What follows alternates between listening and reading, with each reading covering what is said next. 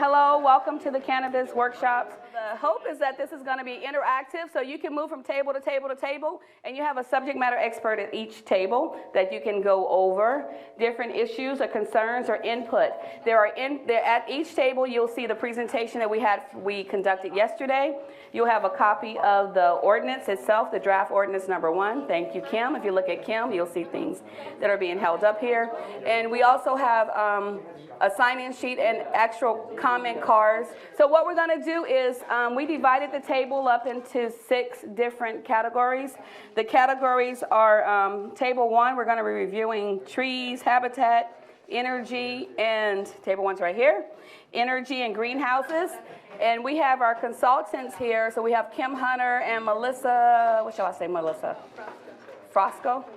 Okay, Frosco here at table 1. And so at every table, there will be a different category of issues that we can go over in terms of the cannabis ordinance. I am going to be the general table, so any questions you have about the ordinance in general, you can see me. At this particular table, table 1, we also have the Woodland Oaks ordinance that was adopted. And I think at table 6, we have the fire safety standards as well. And table 4, thank you. At table 2, you have hydrology, the drought management plan, which is here at table 2. You have Andrew Amelong. At table 3 back here, you have Laura Hall and Byron Turner. And they are outreach and recycling, so hydroponics, any type of recycling. At table 4, you back here, raise your hand, table 4. That's our chief building official, so you'll have fire and life safety standards that you can review with him. At table 5, we have code enforcement. We have our code enforcement manager, which is Marcus Beltramo, but we also have our cannabis program code officer, Linda Rosas Bill. So she's at that table to discuss anything, whether or not it is legal cannabis or illegal cannabis. That all can happen at that table. And table 6, we've designed for our temporary cannabis events for retail use, if you're interested in any of that, as well as generators. We were hoping that the county would consider micro businesses on land that has been previously not allowed to have a micro business because of zoning issues. For a cultivator, the best case scenario where if we can actually have a business that is successful and succeeds is to be able to process, package, and market our own product. It takes the middleman out and essentially keeps the money in the farm where it's needed. Generally, 90% of the money leaves the farm and never comes back. Right. So that is our big thing, is being able to put a micro business on the property. Okay, so I think that is great. We do actually have a micro business section in our new draft ordinance. It is going to be fleshed out a little bit more once we have our task force. Your particular topic will actually be placed in the land use and community zoning area for the task force, but for your specific question, we're going to refer you over to table 1. Okay. And also I'm going to refer you over to table 4 to discuss your 4290 standards. Okay. And I think, did we put that on your form? I see you have micro businesses, non-storefront dispensary, and if you can put 4290 standards on your form, that will help us be able to follow up adequately. Very good. Okay? Thank you. Thank you very much. You're welcome. Thank you. What's your name? Freddie Alvarez from Alvarez Farms. Okay, so if you want to ask your question. So my question was for weed tours. So I have a cannabis license for retail and delivery. So I know that we cannot sell from the farm, but am I allowed to bring a vehicle, which is approved by the state, to do a live delivery to a private residence, which wouldn't be the canopy, it would be outside the cannabis. Can they consume it at the house or at a designated area? And would they be able to go inside to the cannabis field and take photos, not consumption, photos? I think that needs to go on a comment card for something for us to dive into a little more, because right now I understand that you cannot.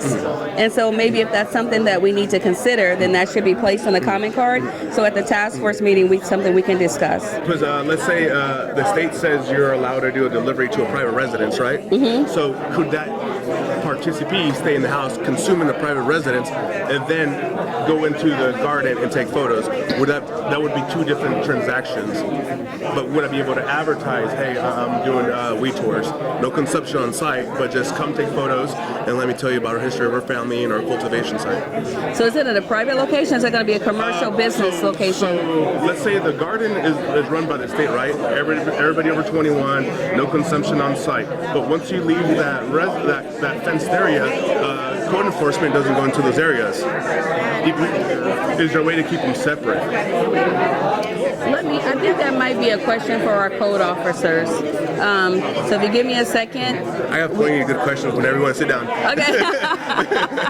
I started going down to the state building in 2010. Mm-hmm. I'm 37. Okay. So I've been driving from Santa Rosa to the state water board. Hey, I never knew any of this. So I started 12 years ago learning about this. And right. Lake County by far has the best regulations. I remember they used to tell me, hold on, there's a pause, we're watching Humboldt. Mm-hmm. Humboldt fell off, and then Lake County became the golden gem. Okay. I appreciate what you guys are doing. Thank you so much. We're happy to hear that. Okay, so make sure you rotate around and you go to the code enforcement table. I'll go to Marcus next. Yes, all right. Thank you so much. Mm-hmm. A 1 acre project and a 20 acre project are viewed as being the same and treated the same. It's the same one. So like, for example, We're trying to capture some audio. Okay, sure. So for example, he's been in the process for 4 years. His brother was one of the first ones at the courthouse when they were only giving 15 permits for the whole county. He's just going to his permit hearing tomorrow. Oh, wow. You're Mambacho. Yeah. Hi, Mambacho. So for 1 acre, and we were just talking about if there were thresholds based on the level of impact and the amount of canopy being grown, people might get through the process faster. Okay. That's something that we can consider. What? It's a small guy, it's a big guy. Right. Like an ministerial permit for previously disturbed land, or smaller farms that aren't. I think there's thresholds to the impact that could be looked at instead of everybody stand in line no matter who you are or what you're doing. Right. I think that's a great comment. I think you guys should put it down on your card, even though you're having dialogue. We still need to have like the bullet points on the comment cards. So the task force is actually being appointed on June the 7th. And at that task force, we're going to break the task force up into 3 different areas. And so they're going to review land use and zoning issues, which you're speaking about right now, the environment. The environment, as well as the community concerns. And so we need to make sure that we adequately can recapture your questions, because these forms are actually going to go to different committees. But that makes sense, and thank you so much for your questions and input. So what you're saying is Thank what you're you. saying here is being internalized and taken under review to make a better process. I would love to participate in the task force. Can you say that on my mic? I'm sorry. I would love to participate in the task force if possible. Mm-hmm. So I have a development design company, and I've built cannabis facilities in over 20 states and 3 countries. So I've dealt with all types of jurisdictions, regulatory processes. Like, I live and breathe red tape, and I think there are certain things that can be done here to create an easier pathway for you, for stakeholders, for code enforcement across the board. And this conversation started with, policing illegal grows. Right. And my solution to that is, I think there would be less illegal grows if the process was easier to get to the other side. And what is your name? Autumn Carsey. Okay, and I know you, Mambacho. Mambacho. Name like Mambacho, you just open. Okay, thank you very much. And I'll definitely, now there's going to be an application that we'll be sending out after the board on June 7th. Well, prior to June 7th, we're going to send out applications, and those applications are going to go back to the board. The board of supervisors are actually going to be the ones that's going to appoint the task force members. They're starting off with 7. However, it may go up a little, but we do have to have an odd number from what I understand. So that way, if we're voting, it won't be a tie. tie vote. Okay? So, but they're going to announce based on the applications we'll be sending out soon, who actually will be appointed to the task force. Right. Development of these facilities specifically for Okay. Yeah, so definitely make sure you fill out a comment card, and on the comment card, make sure you also know that you would like to be a part of the task force. Okay. Thank you, guys. All right, you guys are doing good. So hi, everybody. I'm here to capture some of the conversation, and so I'd like you to be a part of it, and in order to be a part of it, I'd like you to hold this microphone. Oh, so tell me what you were talking about. Hi, you want to hold this? Tell me what your name is. Hi, my name is... It's on. I think it's on.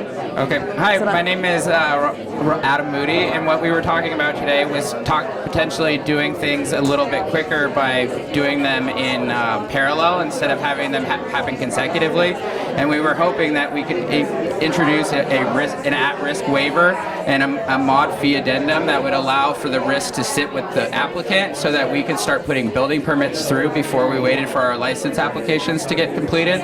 That way we weren't basically going through one process only to start another one. Mm-hmm. Like other businesses, non-cannabis businesses, we were hoping we could do those processes in parallel, and that way we could speed up the total licensing period to operation. Okay. And that's what we were bringing up in this conversation. Did you guys note that on the comment card?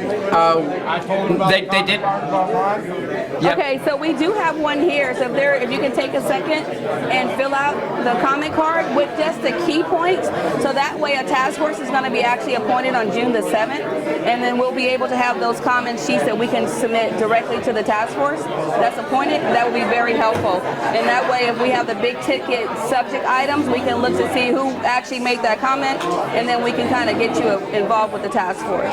Amazing. Thank you for your time, and that's an awesome. We discussed, like a plan, non-refundable plan review. You discussed what? We discussed like a non-refundable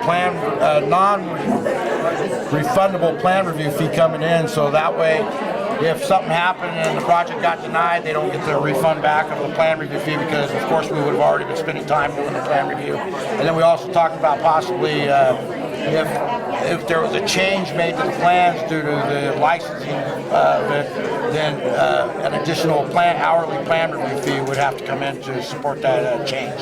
Okay, thank you very much, Bill Collins.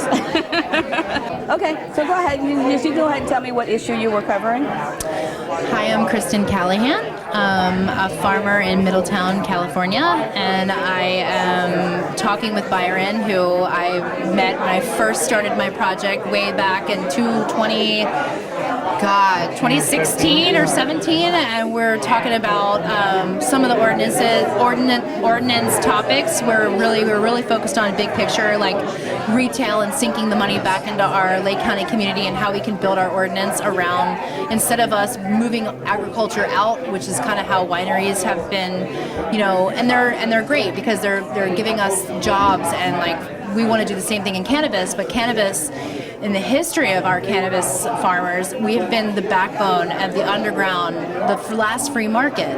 And so what I want to see happen for cannabis, and my dream for cannabis, is to see us taking the money that we're sending out through distribution back in collaborative efforts to bring money to our local small businesses. Because basically all of the businesses in Middletown that I'm connected to and I shop at every day are all going out of business. And a lot of it is because our cannabis growers aren't spending their money there anymore. They're taking all their money elsewhere. And so what I'd love to see happen is for us to revisit the topic on no retail at the farm. I think that we need to bring retail to the farms, and I think we need to bring direct access to owner-operators who are independent and don't have corporate backing, and even the ones that do have corporate backing, because all farmers need to have direct marketing. And direct marketing is the very thing that our Food and Ag Code says in Article 6. So I feel like in the future, the long-term strategy is to stay forward-thinking and to align with our future in cannabis, because once it's federally legal, we're going to probably see a lot of the farming code back. And so when we're designing our ordinance, I'd love to see how we could align with the future, so we're not spending that money and reduce the carbon footprint, and also to help our state get more in line with the Prop 64 inequities. Can I say that again? The inequities of Prop 64. So my hope is to, because I've lived in Lake County, I'm raising my children here, I have a vested interest to see everyone flourish. And I don't want to see Margaret leave and her family not be there to sell fruit trees in the spring. And right now I'm seeing like a huge loss in the small business communities in America. And I feel like Lake County, one thing I love about it is they don't care about money here. They care about how long you've been here and the kind of things that you're doing in your communities, you know? And I want to see that. And I want to see cannabis farmers being like the new industry that brings like huge inspiration to those small families and small businesses. I think that's great, and thank you for that. And the way the task force is actually going to be situated or set up is that from the presentation yesterday, you heard there's going to be like 3 different topic areas. So the task force is going to be looking at land use and zoning. It'll look at community issues, and it also will look at environmental issues. And so I think that between land use and the community is where your comments would go. So please make sure you fill out a comment sheet and bullet point all of your issues. Make sure you have your name and email address on there, so we'll have a way to contact you. How am I gonna? I'm gonna need to write a full report. Right. I think that would be great. And so let's see. Can you introduce yourself? Yes, and I ask certainly your can. questions? Sure. I'm gonna go over here. You're good. Stay right there. Okay. Yes, hi. So my name is Todd Handler, and I'm with a company called Lake Zone over on Siegler Canyon Road. And my brother Eric and I recently joined a venture here. And I'd like to echo what Kristen was saying. It's really important that we do support the community in all respects, and certainly having an industry that can promote the labor force that's here and have them be able to participate in the local economy on a regular basis is really important. So we actually had a new employee orientation today at our property. We did OSHA, the IIPP OSHA training with them as well.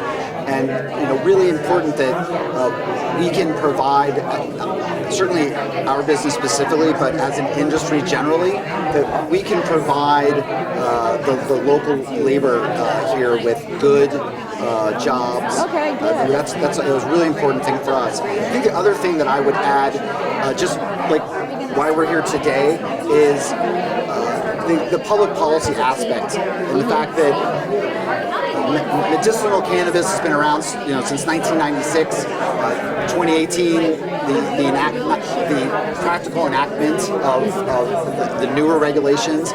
So we hope to work with the county and really be, as much as possible, a consultant for the county and be able to work with them to set up, modify existing regulation where it needs modifying, but also be able to add what we feel will be reasonable regulations going forward that works for everybody. Okay, that sounds great. So I don't know, it wasn't so much a question as a commentary, but I guess it's just generally, whatever the county feels we can do to be available to do that. Right. In terms I think it's a very general question, but right.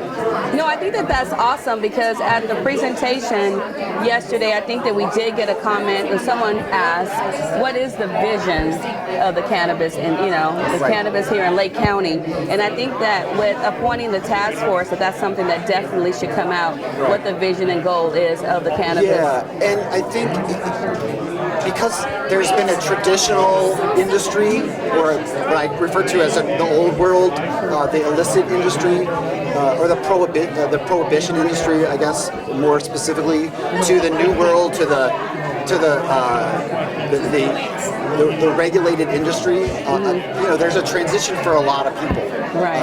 And so I understand that, whether you're on the industry side or the reg side. And so we appreciate the fact that the county is interested and wants to have the participation, with us, because the traditional part of cannabis probably in certain respects hasn't left a good taste in people's mouths. And so I could understand, we're just talking about recycling and maybe the issue for bonds to have to clean up sites that are left over. Yes. And we want to, I think as an industry, as a regulated industry, want to be able to show that, like other industries, we'll be responsible with things like recycling, the environment, labor Right. issues and being compliant, and that's something that we also take seriously. Very good. So Very good. we hope to be able to show that, and not just be another business in Lake County, but be one that can participate in the county. In fact, today we were talking with the guys about, let us know what your kid's soccer team we can sponsor eventually. Right. Things like that. And I think that would be very helpful. That's very good. Yeah, so that's the way we're thinking.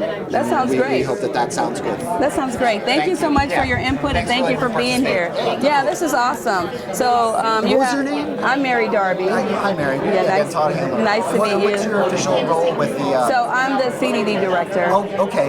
Yes, that's where I know your name from. So yes, it is a pleasure to meet you. Thank you so much. It's a thanks. pleasure to meet you too. Thank you so much for your input. Sure. And I think the input that you provided will play an important role in as we design what the vision for the cannabis industry is here in Lake County. So and we're readily available to help you or to help people helping you.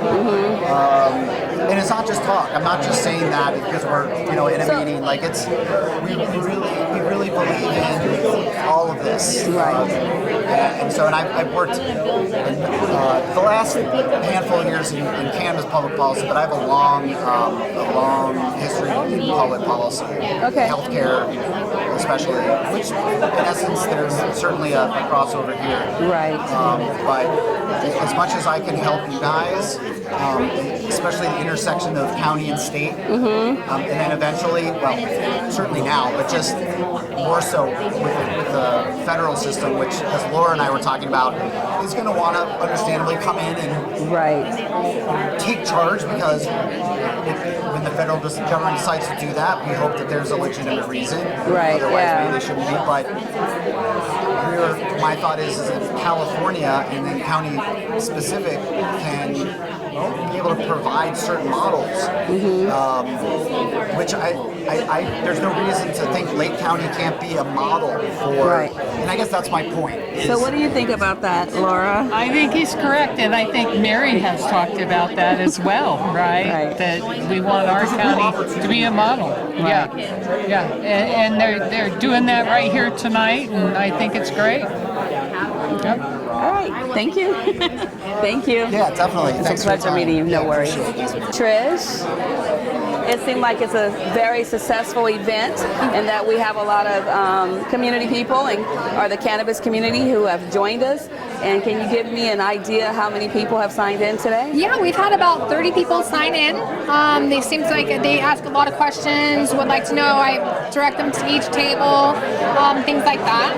Okay, good. So, and I understand that we had video release forms that were filled out. Yeah, we have a lot. Every single person here has filled out a video release form. They've all been very receptive. I did have somebody ask if this was going to be made public, and I told them absolutely not, that their information would remain private with us. Right. Is there, so how do you think that the event is going so far? I think it's going well. I think that a lot of people are interested in a lot of this ordinance, and as you can see, it's very loud, and a lot of people are here, and they're very excited to be here. Okay. Well, thank you very much. You're doing a great job. Thanks. And can you tell me your name and title? My name is Trish Turner. I'm an assistant planner with the Community Development Department of Lake County. Thank you so much, Trish. You're welcome. I think with this ordinance, is this good? Does it sound good here with the mic here? Yes. Okay. With this ordinance, we have an opportunity to build on the many years of knowledge that have been accumulated through launching the first ordinance, when it was ordinances 1.0. Lake County was one of the first to roll out a discretionary use permit model, and it was a leader in certain aspects, and it made Lake County an incredibly desirable region to grow a cannabis business. And it also was subject to some of the hiccups because state laws were still being written as this ordinance was rolled out. So it was ahead in some ways, and then it became behind in other ways because of that. And certain things just didn't work. You know, certain aspects of the policy proved to not really follow the needs of the industry because the industry is still young. So now here we are this many years in, and the new ordinance is an opportunity to, again, actually lead the industry, I think, from the knowledge we have here.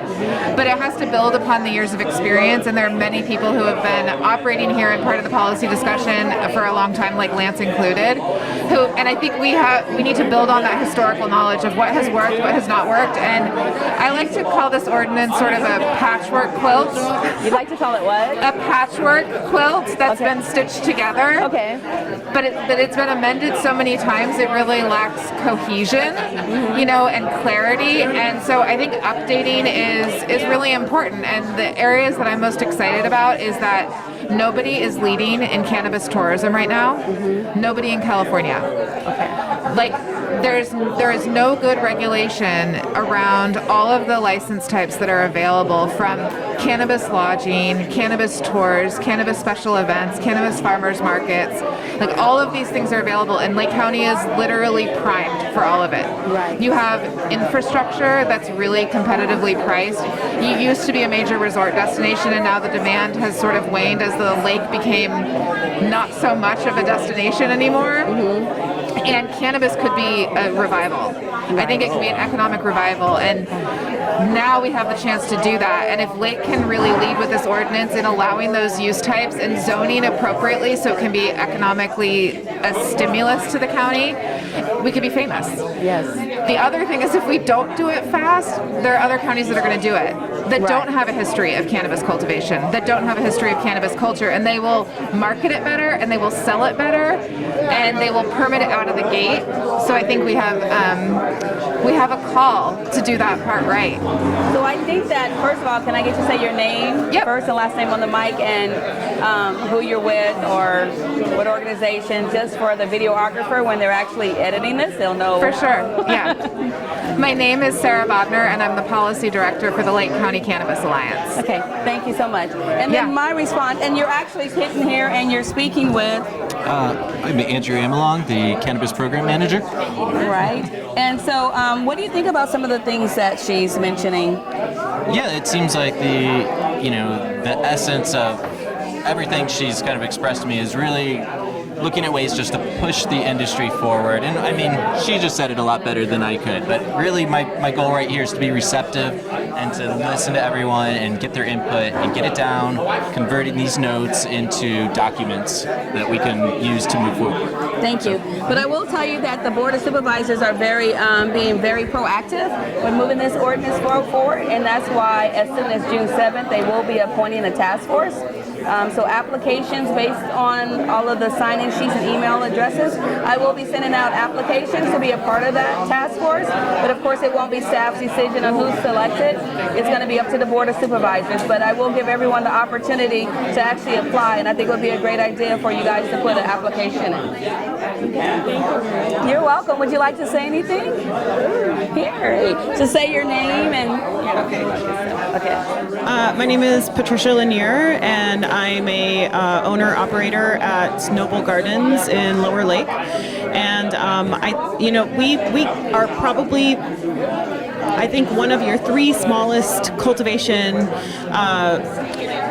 farms, here in the county, and we came in with the idea in mind that we would be allowed to continue to pursue what we were already engaged in under Prop 215, which was low-level manufacturing, small distribution and retail, because we were able to take our products directly to locations here in Lake County and down in the Bay Area, and cultivating, and without anyone ever blinking an eyelash about what was going on at our farm on our premises. And that transition into Prop 64 would have made us a micro business license, and that's what we thought we were going in to pursue. And there's not a clear pathway for that right now. And as a matter of fact, as a constructive criticism, I'd like to say that the County of Lake has effectively zoned us out of that potential. And I would love to see that we're going to try to support small mom and pop operated farms, because we need that. And as far as tourism and things like that are concerned, these are the kinds of locations that people are going to want to come to for Airbnb, for wellness centers, for yoga retreats, for retreats to get veterans out of the city during during holidays where you have fireworks and things that are triggering for them. It would be locations like ours that would be able to offer some respite and some pull away from an urban setting. And I just think that was our dream, was that we would have a place like that. And I would just love to know that we're being supported by the Community Development Department to do that.